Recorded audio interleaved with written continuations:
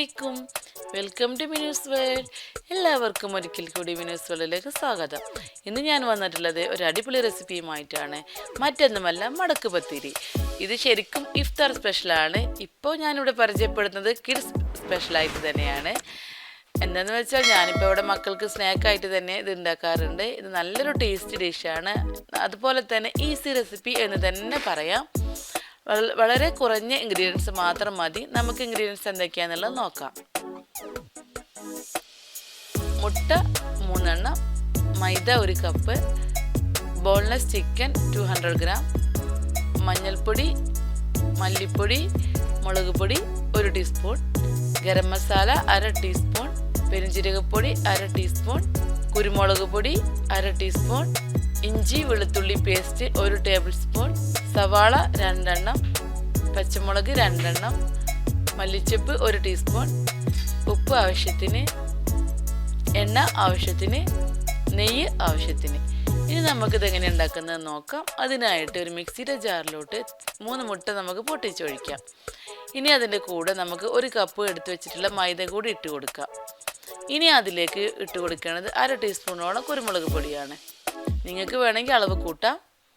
ഇനി ആവശ്യത്തിന് ഉപ്പും 1 കപ്പ് വെള്ളം കൂടെ ഒഴിച്ചിട്ട് നമുക്കിതൊന്ന് തിക്ക് ബാറ്റർ ആക്കിയിട്ട് അടിച്ചെടുക്കാം. നല്ല ഒരു തിക്നെസ് വേണം, ഒരുപാട് കൂടാനും പാടില്ല. നമ്മൾ ഈ ഗോതമ്പ് മാവൊക്കെ ഉണ്ടാക്കുന്ന അല്ലെങ്കിൽ ഗോതമ്പ് ദോശയൊക്കെ ഉണ്ടാക്കുന്ന ആ ഒരു പാകമാണ് ഇതിൻ്റെ ആവശ്യം. ഇതാണ് ഇതിൻ്റെ കൺസിസ്റ്റൻസി. അപ്പോൾ നമുക്കിതൊന്ന് ഉണ്ടാക്കിയെടുക്കാം. അതിന് വേണ്ടിയിട്ട് നമുക്കൊരു മസാല ഫില്ലിങ്സ് റെഡിയാക്കണം. അതിനായിട്ട് 2 ടീസ്പൂണോളം ഓയിൽ ഒഴിച്ച് കൊടുക്കാം. എന്നിട്ട് അതിലേക്ക് ചെറുതാക്കി അരിഞ്ഞു വെച്ചിട്ടുള്ള സവാള ഇട്ട് കൊടുക്കാം. നമ്മളെപ്പോഴും ഇങ്ങനത്തെ ഐറ്റംസൊക്കെ ഉണ്ടാക്കുമ്പോൾ നന്നായിട്ട് ചെറുതാക്കി തന്നെ സവാള അരിയണം. എന്നിട്ട് ഇത് നന്നായിട്ടൊന്ന് വഴറ്റിയെടുക്കാം. ഇനി അതിലേക്ക് 1 ടേബിൾ സ്പൂണോളം ജിഞ്ചർ ഗാർലിക് പേസ്റ്റ് ഇട്ട് കൊടുക്കാം. കൂടെ തന്നെ പച്ചമുളക് ചെറുതാക്കി അരിഞ്ഞത് കൂടെ ഇട്ട് കൊടുക്കാം. എന്നിട്ട് നല്ലോണം ഒന്ന് മിക്സ് ആക്കി എടുക്കണം. ഇനി നമ്മൾ അതിലേക്ക് ഇട്ട് കൊടുക്കേണ്ടത് നമ്മുടെ മസാലപ്പൊടികളാണ്. മഞ്ഞൾപ്പൊടി, മുളക് പൊടി, മല്ലിപ്പൊടി, ഗരം മസാല, കുരുമുളക് പൊടി, പെരുംജീരകപ്പൊടി. ഇത്രയുമാണ് നമ്മൾ ഇതിലേക്ക് ഉപയോഗിച്ചിട്ടുള്ള മസാലകൾ. ഇനി ഇതെല്ലാം കൂടെ ഒന്ന് മിക്സ് ചെയ്തിട്ടെടുക്കണം. ഇനി അതിലേക്ക് ഇട്ട് കൊടുക്കേണ്ടത് നമ്മൾ ഉപ്പും മഞ്ഞളും ഇട്ട് വേവിച്ച് വെച്ചിട്ടുള്ള ചിക്കനാണ്. ഇത് നല്ലോണം ഒന്ന് കൈകൊണ്ട് തന്നെ ഉടച്ചെടുത്തിട്ടുള്ളതാണ്, മിക്സിയിലൊന്നും ഇട്ടിട്ടുണ്ടായിരുന്നില്ല. ഇനി ഇതെല്ലാം കൂടെ നമുക്കൊന്ന് മിക്സാക്കി എടുക്കാം. ഇത് ഓൾറെഡി വേവിച്ച് വെച്ചതുകൊണ്ട് നമുക്ക് ജസ്റ്റ് ഒന്ന് മിക്സാക്കി എടുത്താൽ മാത്രം മതി. ഇനി നമ്മളൊന്നും കൂടെ വേവിക്കുന്നുണ്ട്. അപ്പോൾ ഇതൊന്ന് നല്ലോണം മിക്സാക്കി വന്നിട്ടുണ്ട്. ഇനി ഇതിലേക്ക് 1 കപ്പോളം മല്ലിച്ചപ്പും കൂടി ഇട്ടിട്ട് നമുക്കിതൊന്ന് മാറ്റി വയ്ക്കാം. ഇനി അടുത്തതായിട്ട് വേറൊരു പാൻ വെച്ചിട്ട് അതിലേക്ക് 2 ടീസ്പൂണോളം നെയ്യ് ഒഴിച്ചിട്ട് ഒന്ന് ചുറ്റിച്ചെടുക്കണം. ഈ നെയ്യ് എല്ലാ ഭാഗത്തേക്കും ഒന്ന് ആക്കിയെടുക്കണം, അല്ലെങ്കിൽ നമ്മുടെ ദോശ അടി ഒട്ടിപ്പോവും. ഇനി അതിലേക്ക് നമ്മൾ എടുത്ത് വെച്ചിട്ടുള്ള ബാറ്റർ ഒന്ന് ഒഴിച്ചു കൊടുക്കാം. ഇതുപോലെ എന്നിട്ട് ഒഴിച്ചിട്ട് നമുക്കിതൊന്നും ഇങ്ങനെ ചുറ്റിയെടുക്കണം.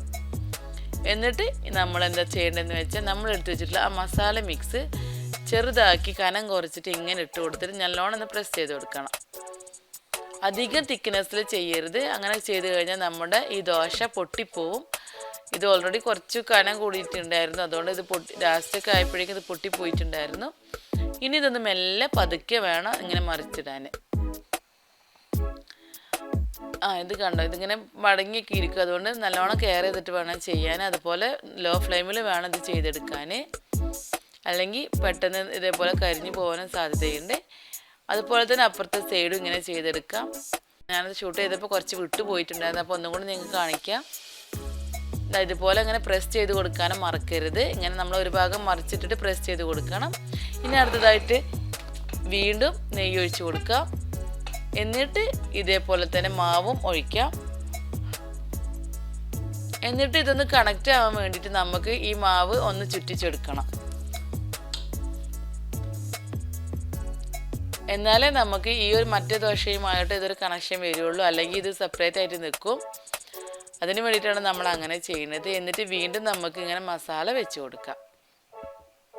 നമുക്കിഷ്ടമുള്ള മസാല ആക്കാം കേട്ടോ. ബീഫോ മട്ടണോ ഫിഷോ എന്ത് വേണമെങ്കിലും ആക്കാം. ഞാനിപ്പോൾ ഇവിടെ ചിക്കനാണ് ചെയ്തിട്ടുള്ളതെന്ന് മാത്രം.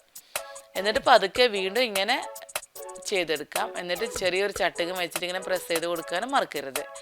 പ്രസ് ചെയ്ത് കൊടുക്കണമെന്ന് വെച്ചാൽ അതൊരു അവിടെ സെറ്റാകാൻ വേണ്ടിയിട്ടാണ് നമ്മൾ അങ്ങനെ ചെയ്യുന്നത്.